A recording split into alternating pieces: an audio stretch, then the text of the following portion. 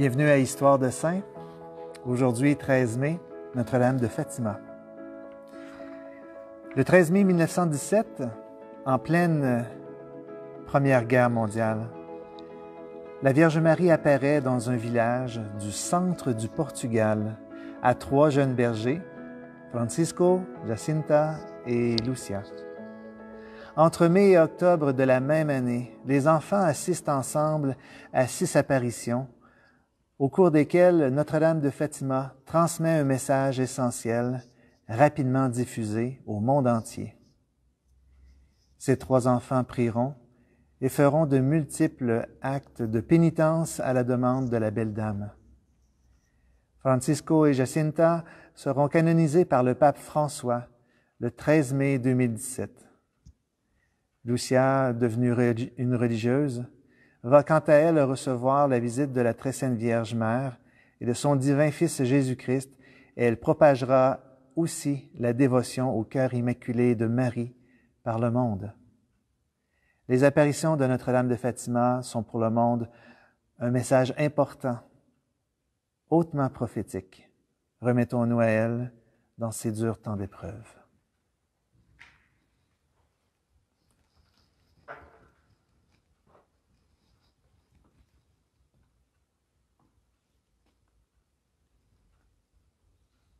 Très sainte Trinité, Père, Fils et Saint-Esprit, je vous offre le très précieux corps, sang, âme et divinité de Jésus-Christ, présent dans tous les tabernacles du monde, en réparation des outrages, sacrilèges et indifférences par lesquels il est lui-même offensé, et par les mérites infinis de son très saint cœur et du cœur immaculé de Marie, je vous demande la conversion des pauvres pécheurs.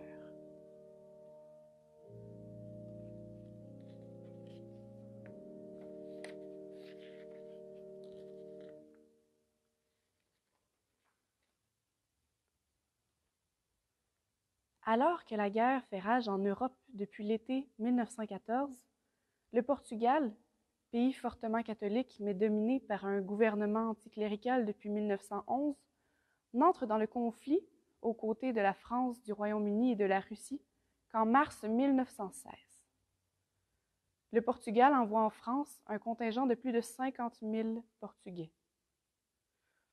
Mais les affrontements ne touchent bien heureusement pas ce sol du Portugal lui-même. Le pays reste ainsi largement rural et peu cultivé. Nous sommes donc dans la petite paroisse de Fatima, à 170 km au nord de Lisbonne. En général, les enfants passent plus de temps auprès des troupeaux, des moutons qu'à l'école.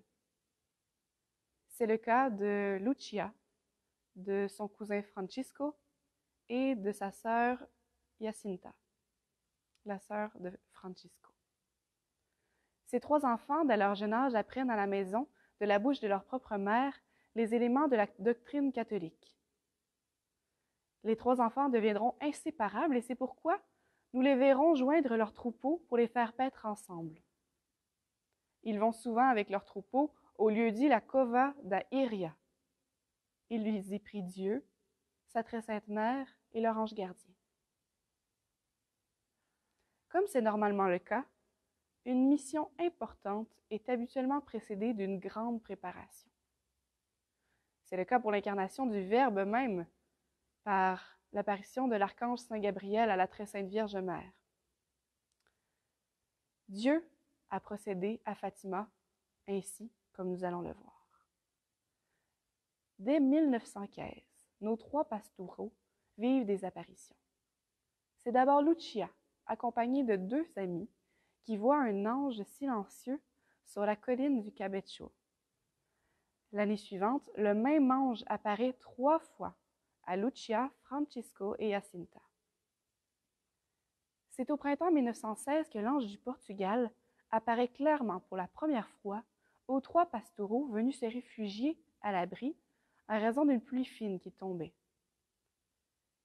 Ils disent que l'ange était resplendissant, d'une grande beauté, d'une lumière plus blanche que la neige. Arrivé près des enfants, il leur dit « N'ayez pas peur. Je suis l'ange de la paix, priez avec moi. » En s'agenouillant à terre, il courbe le front jusqu'au sol. Les enfants font de même et répètent par 3 fois la prière suivante. Mon Dieu, je crois, j'adore, j'espère et je vous aime. Je vous demande pardon pour ceux qui ne croient pas, qui n'adorent pas, qui n'espèrent pas et qui ne vous aiment pas. Après s'être relevé, il leur dit, « Priez ainsi. Les cœurs de Jésus et de Marie sont attentifs aux voix de vos supplications. » Et il disparaît alors. Plus tard, durant cet été, près d'un puits, il demande aux enfants de prier beaucoup et de pratiquer de nombreux sacrifices pour la réparation des péchés et la conversion de ceux qui les commettent. Puis, à l'automne, l'ange fait communier miraculeusement les enfants avant de leur donner la prière qui a été dite au début de notre histoire. La première apparition de Marie se fait un 13 août, comme aujourd'hui. Ses premières visites étant destinées à préparer les enfants aux apparitions de la Vierge elle-même, c'était maintenant alors la Sainte Vierge de leur apparaître. Lucia a alors 10 ans, Francisco bientôt 9 ans et Jacinta 7 ans. Ils sont jeunes. Le 13 mai 1917, vers midi, apparaît une lueur dans le ciel, puis une dame, rayonnant de lumière, vêtue de blanc, tenant dans sa main droite un chapelet. « N'ayez pas peur, je ne vous veux pas de mal, » révèle-t-elle. Lucia pose des questions et apprend que tous les 3, iront au ciel un jour, mais que Francisco devra d'abord réciter beaucoup de chapelets. Elle révèle qu'elle vient du ciel et leur demande de revenir ici 6 fois de suite. Elle demande, « Voulez-vous offrir à Dieu vous-même pour supporter toutes les souffrances qu'il voudra vous envoyer, en acte de réparation pour les péchés par lesquels il est offensé et de supplication pour la conversion des pécheurs. » Ils répondent, « Oui, nous le voulons bien. » Alors vous aurez donc beaucoup à souffrir, mais la grâce de Dieu sera votre réconfort. Et c'est en prononçant ces paroles que Notre-Dame ouvrit les mains. Pour la première fois, elle nous communiqua, comme par un reflet émanant d'elle, une lumière très forte. C'est alors que les 3 enfants, poussés par une forte force intérieure, tombèrent à genoux et répétèrent du fond du cœur la prière « Ô Sainte Trinité, je vous adore. Mon Dieu, je vous aime dans le très saint sacrement. » Après quelque temps, Notre-Dame ajouta « Récitez le chapelet tous les jours pour obtenir la paix dans le monde et la fin de la guerre. » Puis, elle commença à s'élever doucement dans la direction du levant, jusqu'à disparaître dans l'immensité du ciel.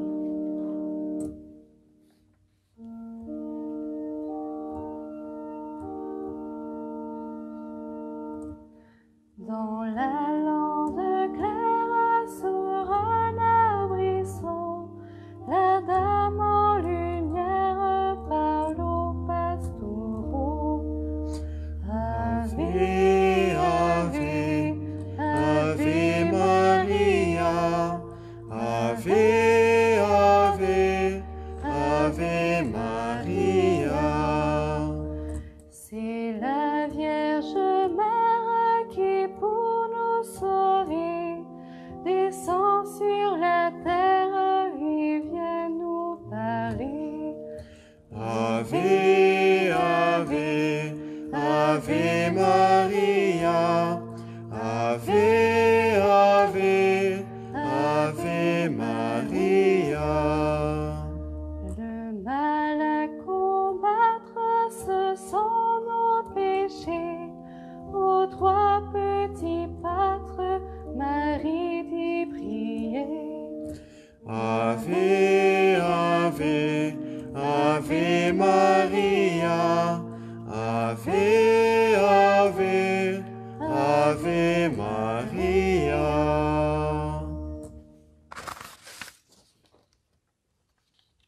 Un mois plus tard, la Dame est au rendez-vous. Une grande clarté apparaît devant 50 personnes venus par curiosité sur les dires de Jacinta. Mais seuls les enfants voient la Sainte Vierge. Celle-ci leur demande de réciter le chapelet tous les jours et annonce que Lucia, qui devra apprendre à lire et à écrire, aura la mission de propager la dévotion au cœur immaculé de Marie, tandis que Francisco et Jacinta iront bientôt au ciel.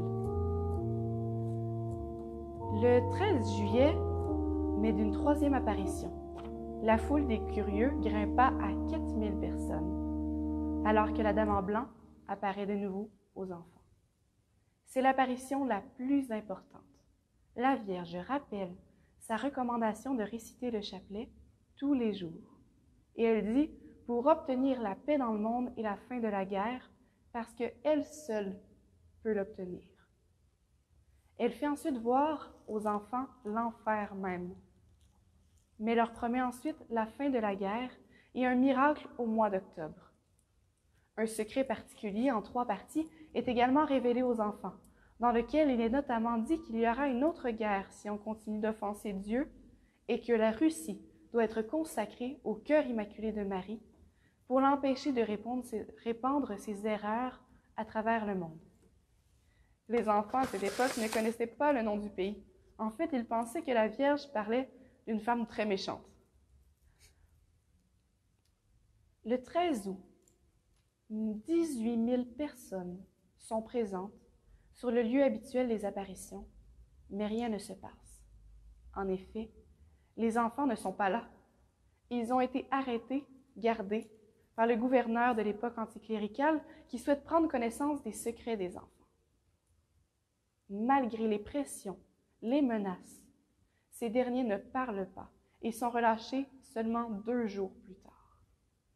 C'est en gardant comme à l'habitude leur troupeau à la Cova d'Aïria, le 19 août, que les enfants reçoivent la visite de la Dame. Celle-ci leur demande encore de prier et de faire construire une chapelle, et elle leur promet de nouveau un miracle pour le 13 octobre.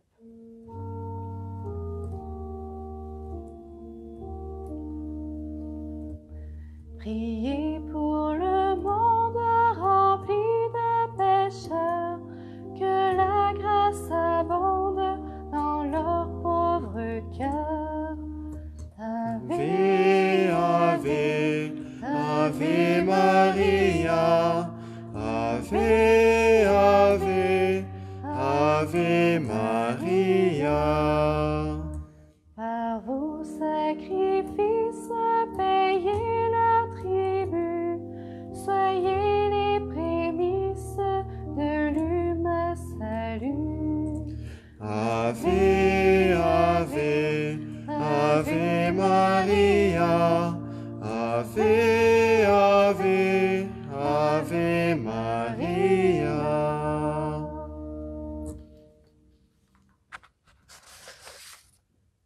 Un peu moins d'1 mois plus tard, près de 30 000 personnes curieuses viennent au rendez-vous. La Dame recommande encore le chapelet et les pénitences pour la fin de la guerre, mais limite les austérités des enfants qui s'étaient imposé le port d'une corde qu'ils avaient décidé de porter autour de la taille 24 heures par jour pour se mortifier. Elle leur dit qu'il ne faudra plus le porter la nuit. La dernière apparition, c'est l'apparition la plus spectaculaire. La Sainte Vierge, qui donne son nom, Notre-Dame du Rosaire, désire l'édification d'une chapelle en son nom et annonce la fin prochaine de la guerre. Survient alors le miracle du soleil, annoncé 3 fois, attendu et observé par 50 000 à 4 000.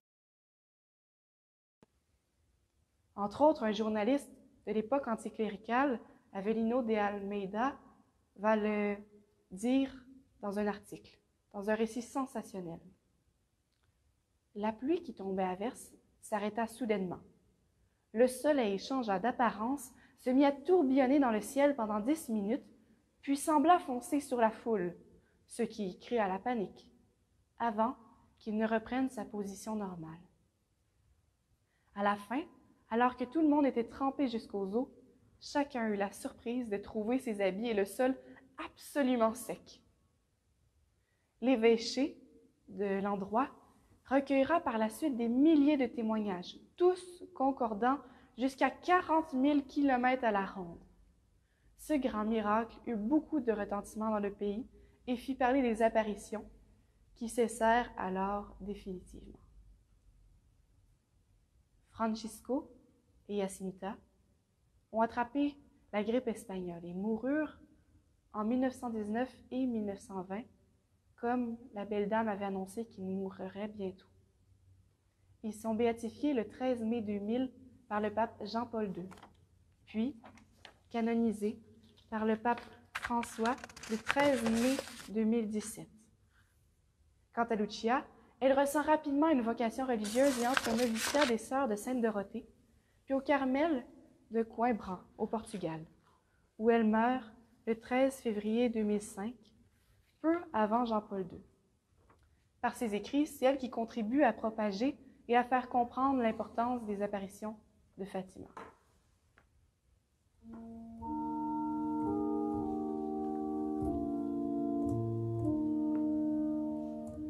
Disons le rosaire, convertissons-nous. Au ciel, notre mère nous conduira tous. Ave, Ave, Ave Maria, Ave, Ave, Ave Maria. Suivons notre mère, portons notre croix, afin que la terre revienne à la foi. Ave, Ave, Ave Maria, Ave, Ave, Ave Maria. À tous ceux qui l'aiment, il a fait le don de son cœur lui-même, gage de pardon. Ave, Ave, Ave Maria, Ave, Ave, Ave Maria. C'est ce qui conclut notre histoire. Le message, en fait, qu'elle a transmis était l'expression d'une volonté divine capitale pour notre temps. Notre-Dame de Fatima affirme la volonté divine que le cœur immaculé, son cœur immaculé, soit davantage prié, connu et aimé, pour la plus grande gloire de Dieu. L'objet essentiel de cette demande est d'établir dans le monde la dévotion au cœur immaculé de Marie, qui complète celle du Sacré-Cœur de Jésus révélé à Paris-le-Monial, et qui s'accompagne de 5 pratiques spécifiques.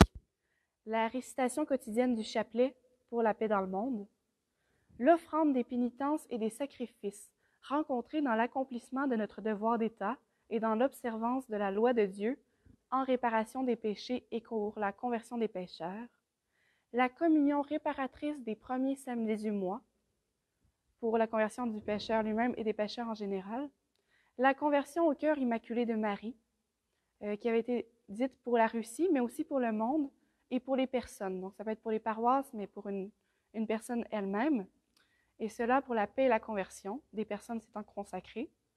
Et finalement, le port du scapulaire de Notre-Dame du Mont-Carmel, pour la préservation des peines de l'enfer pour ceux qui portent le scapulaire au moment de la mort.